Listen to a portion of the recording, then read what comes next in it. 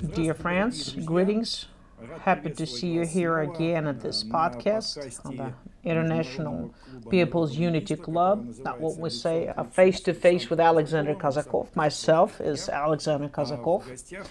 Today we have quite a very known person in Europe and the United States. This is a British diplomat, Jan Proude. He, in his career, worked with 5 years at the embassy, Great Britain embassy in Moscow. He was a member of His Majesty's Diplomatic Service. He's the author of the book unsuccess, dissuccess in the Moscow. That's, he wasn't speaking about himself. It's how diplomacy failed in Russia from Great Britain, which I agree with what he said in his book, Mr. Proude. I'm very happy to see you here. Thank you very much for your time. Thank you for the invitation. Jan, I risk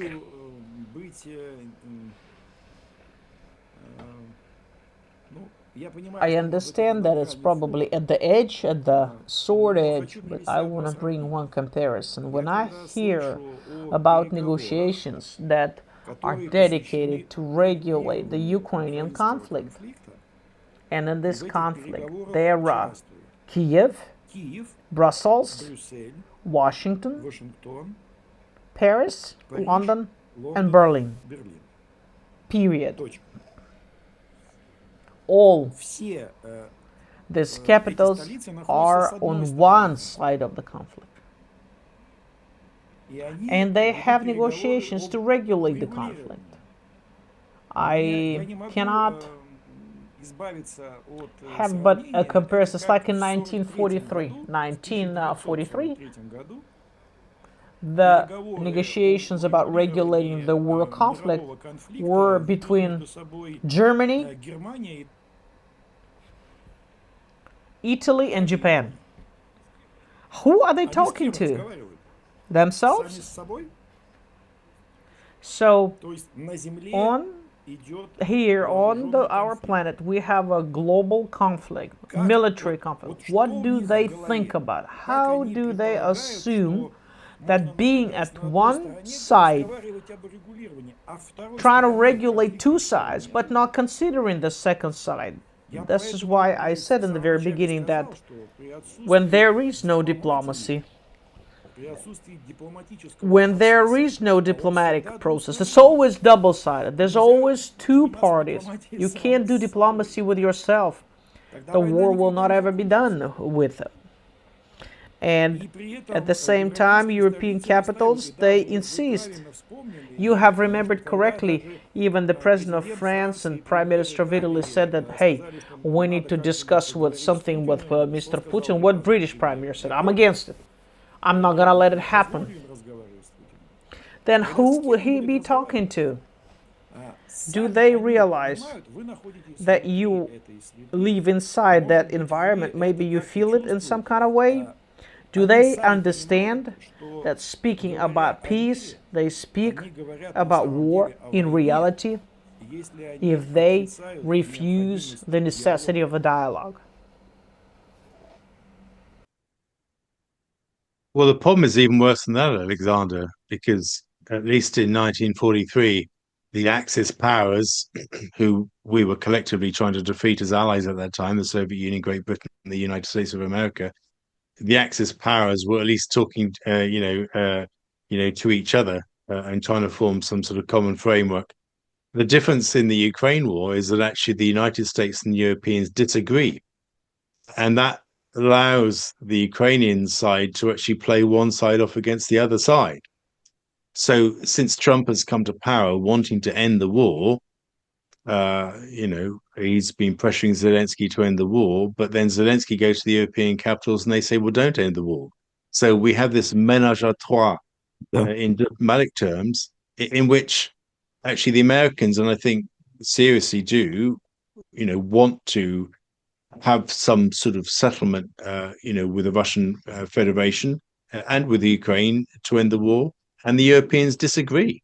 So, I mean, that is a problem we have right now. But in any case, as to your question, for all of these conversations that take place, there still has to come a point when everybody actually sits around the table with the Russian Federation, which is one country against, well, it must be 32 in NATO plus Ukraine, 33 countries. And because Russian people are very competent in the game of chess and have more chess world champions than any other country in the world, I often use a chess analogy.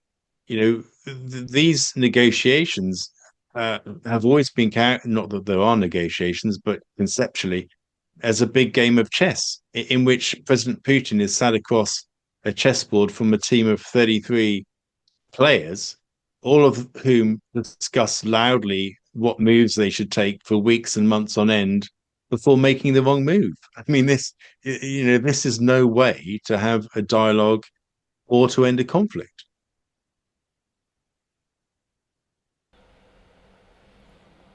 Then we truly have to just hope for Mr. Trump, maybe?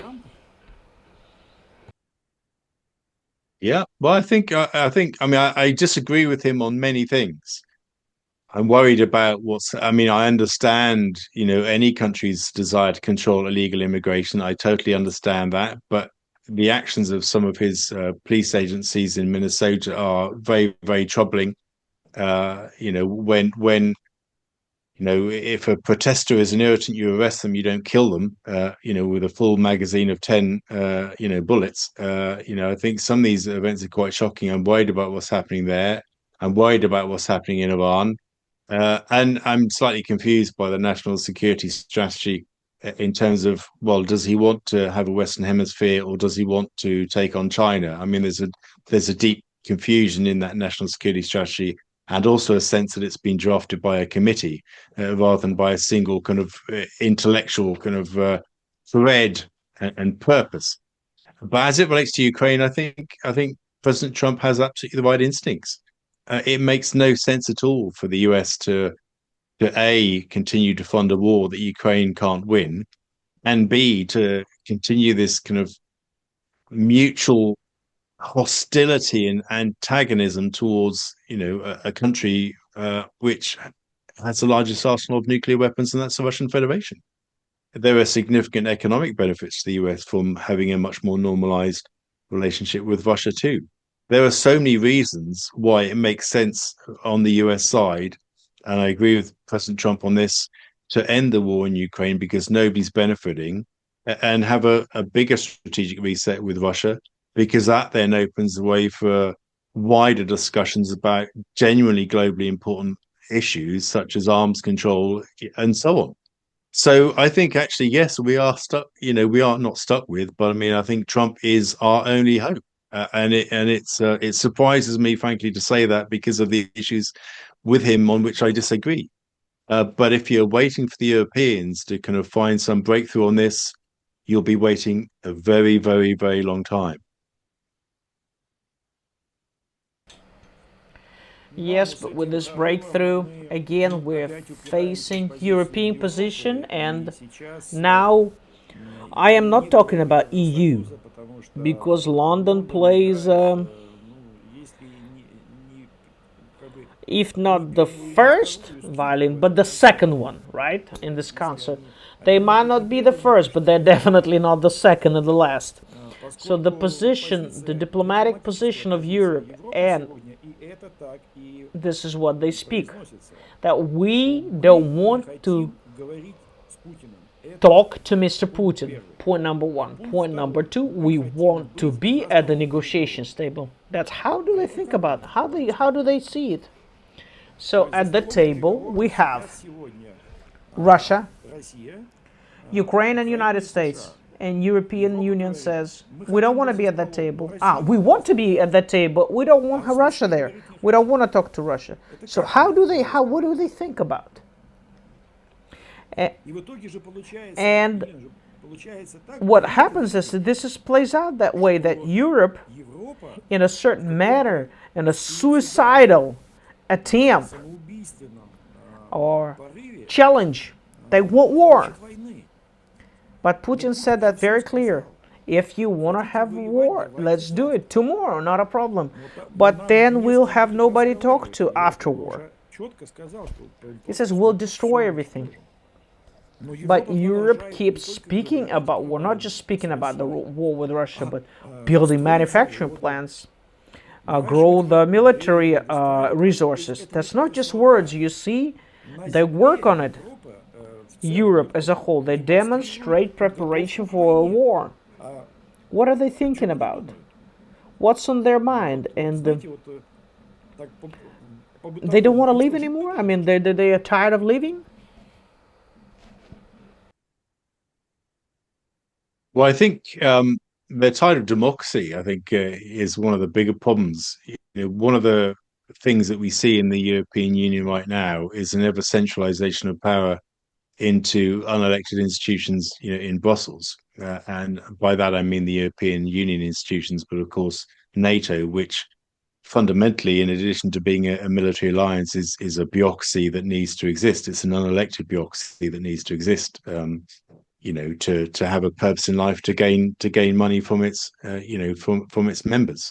So, strategic conflict with Russia has become a raison d'etre that unifies now both the European Union and NATO. It is their sole aim in life, even though Kaya Kallas, bizarrely says that, Europe should be a big geopolitical actor that takes on China next after it's defeated Russia. I mean, completely kind of bizarre and freakish, comments.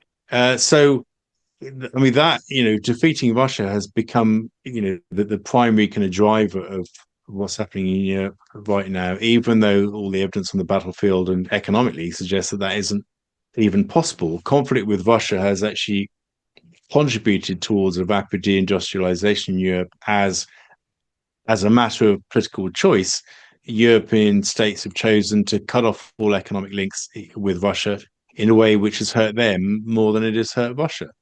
The buying LNG from the US, at 2 or 3 times the price of piped gas, from Russia, is having a massively kind of harmful effect on European economies, including the British economy. Even though we were never really that dependent on Russian gas, we're still close enough to Europe that it really, really hurts us. And instead, at a time when our economies are declining, our industries are kind of moving out of our countries. I mean, Germany has had widespread closures of factories because energy prices are just far too high. You can blame their green policies as well, in addition, for that. Well, let's spend more money on defense, instead, as a way to kind of boost our economy. So some academics call this a sort of military Keynesianism, where in the absence of kind of stimulus from other areas, as our industries close down, we pump, fiscal stimulus into kind of military spending.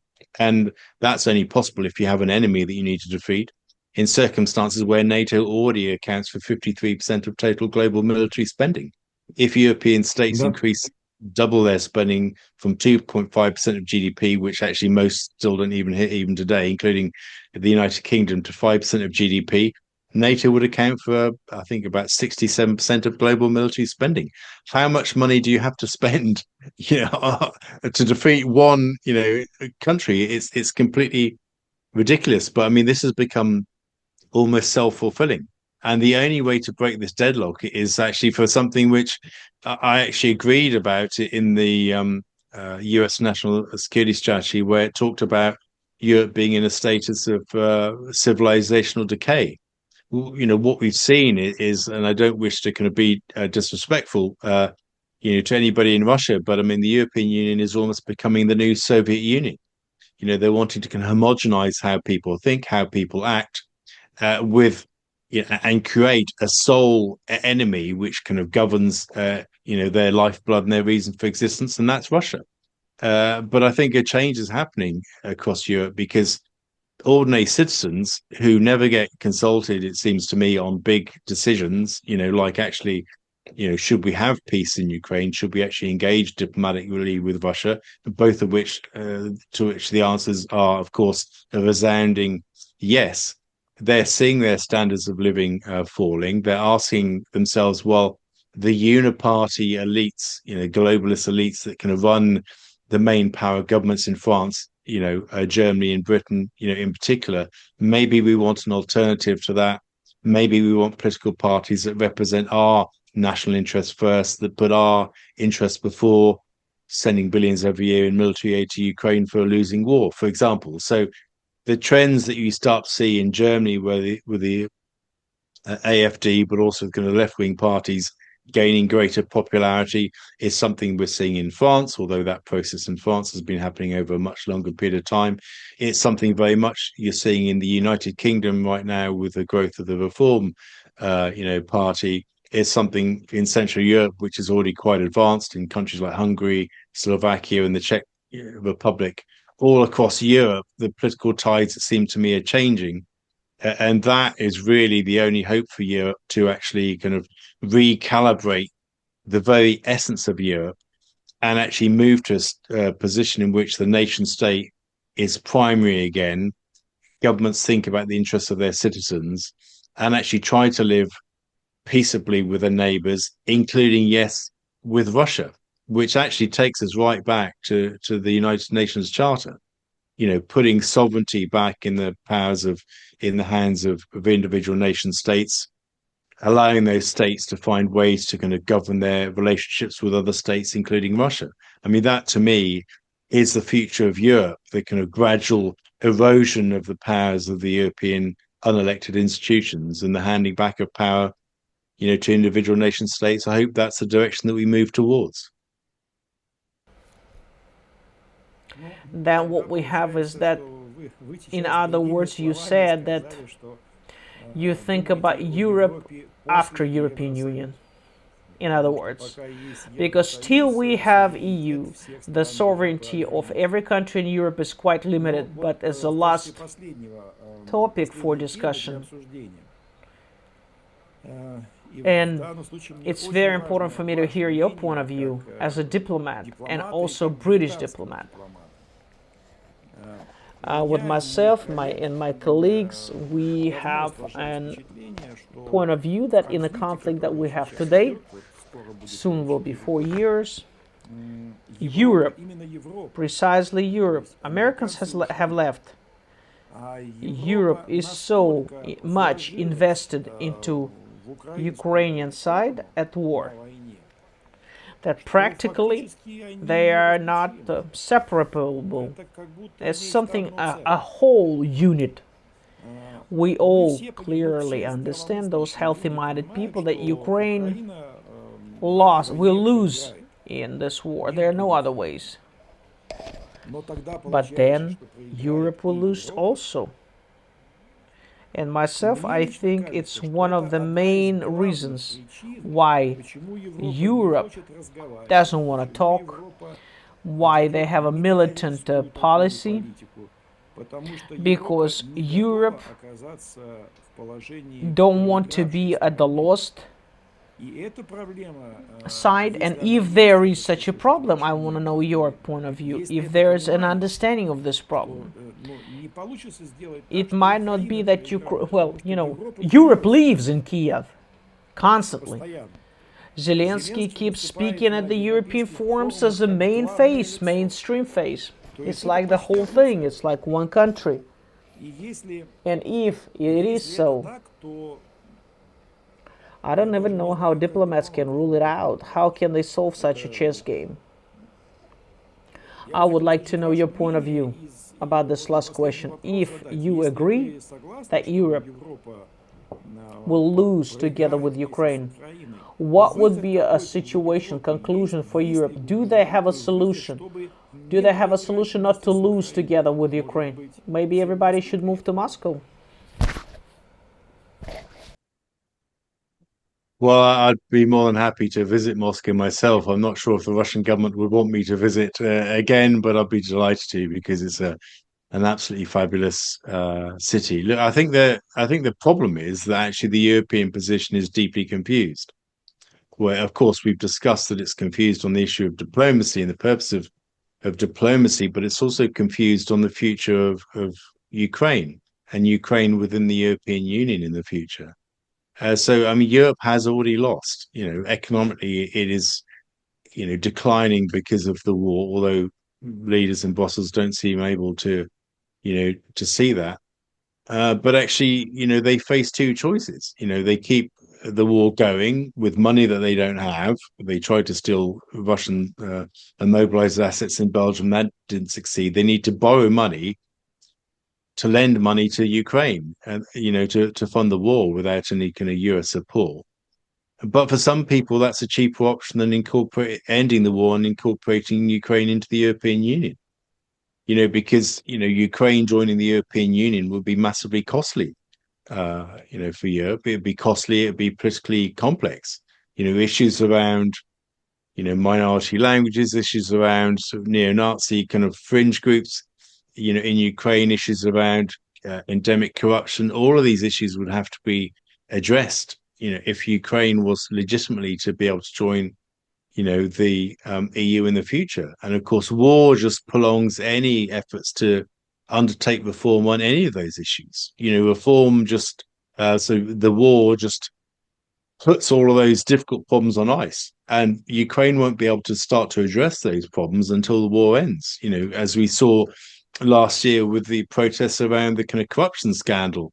In Kyiv when NABU investigators were closing in on members of Zelensky's inner circle that led to Andriy Yermak having to resign, although apparently he still has several high-profile jobs working close to the president of Ukraine. It seems to me. But the second problem is that Europe doesn't have the money to incorporate Ukraine. So first, Ukraine needs to address some pretty systemic issues in these 32 different chapters that have to be negotiated for it to join the European Union.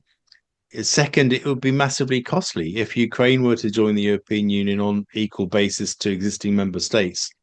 Poland would almost certainly lose most of its farming subsidies. France would too. If you look at what's happened with the recent Mercosur EU trade deal, where it's been blocked by the French because it's going to affect their farmers, it's easy to see. And it's easy to see when you look at the protests by Polish farmers about the imports of cheaper Ukrainian grain since the war has started, that these countries are going to block Ukraine from joining on equal financial terms to them. So that's why you start to see groupings like the E6, where, this idea of a two-speed Europe emerges.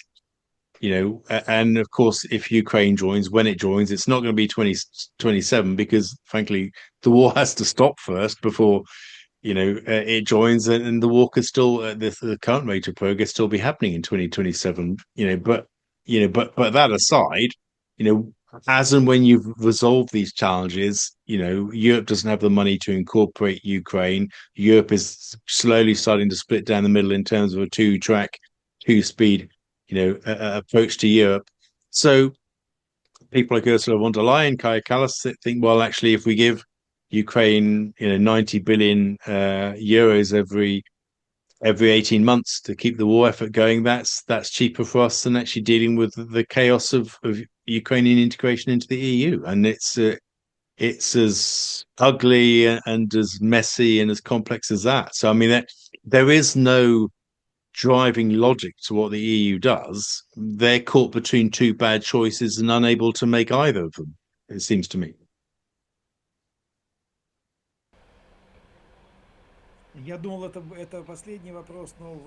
I thought it was the last question, but you have given me another one. It's a comment to your words. For example, you started discussion how Ukraine can join EU. But, one of the reasons of war that NATO wanted to take Ukraine in. Then Putin said that I am against. And in Brussels he said you had no point of view, you have no right to say. So Russia has no veto right for this or that country to join NATO. But now, 4 years after a war being in process, Russia has won that right to veto for entering NATO and entering into EU. This means that for us to discuss that how Ukraine be in EU, first you need to fly to Moscow to get a permission for Ukraine to be allowed. If not, then the special operation will never be ended with, or it will be ended at the border with Poland. You see, I think NATO's already been killed as an idea. For Ukraine to join NATO, that's already died. I think, certainly since Trump has come to power, that still needs to be enshrined in some sort of treaty language as and when this terrible war ends. But in fact, President Putin has said that he no longer has objections to Ukraine joining the EU. And quite frankly, I mean, I don't know what President Putin thinks, but I should imagine he's looking at Europe and the complete chaos it's in, and seeing that Ukrainian sort of entry into the EU is going to be so disruptive that strategically for Russia it might be a good thing, because it will continue to sort of keep Europe on a fairly weak and depressed trajectory of economic decline. So I mean, I don't think. I think President Putin is an extremely smart sort of political operator, as we all know. I think for him right now, he will think about the kind of the chaos that Ukrainian membership of the EU will bring, and be willing to make positive noises about it. Of course, there's a much wider kind of strategic problem there too. That actually, if Ukraine does join, and there isn't a normalization of relations between Europe and Russia, that could be a problem with the European Union just preparing for the next war with Russia. Of course. I mean, that, of course, is a strategic calculation too. Poland and the Baltic states have for decades used their kind of post-World War II distrust and dislike of Russia to kind of shape, a European Union policy towards Russia. And we've seen that particularly in the context of the war in Ukraine. What would be bad for Russia in terms of Ukraine joining the EU would be if Ukraine simply kind of added to that northern bloc of Poland and the Baltic states and Ukraine to promote an internally kind of negative and hostile and antagonistic relationship between the European Union and Russia, which would be deeply unhelpful. The best, irrespective of whether Ukraine joins or doesn't join the EU in the future, the best outcome to the war in Ukraine is a situation in which Europe normalizes its relationship with Russia too, in economic terms, social, cultural terms, and also political terms, in terms of actually, we haven't seen in 12 years. An end to the war in which only Ukraine's needs are addressed in terms of its EU integration, but a normalization with Russia isn't considered, will simply be pressing the pause button for a future war with Russia.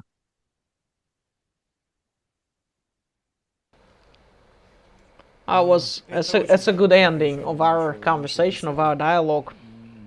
Потому что это Or bad ending. это лучик надежды. It's a ray of a sunshine. I like the version of the future that you speak about. We truly, all of us, will hope that together with the strength of each other we come to peaceful situation. Thank you very much for your time, Jan, Mr. Proude. It was an honor to speak with you, and it was an important conversation that we had. Again, I want to remind that we had a conversation with a British diplomat that worked many years in Moscow, in the British embassy, and during the tune-up of this technical instruments, we've exchanged a couple of words in Russian. He speaks good Russian, so when Mr. Proude, he says diplomat should, when he works in a country, he needs to know the country he works at, and language and culture and everything else. This is what Mr. Proude proved himself. He's a representative of a classical diplomacy that we've discussed about today. Thank you very much for this conversation. This is not the last one, I hope. Спасибо большое. Всего доброго. Yes, goodbye. This is a podcast of the International People's Unity Club and a program Face to Face with Alexander Kazakov. Have a good time, everyone. See you soon.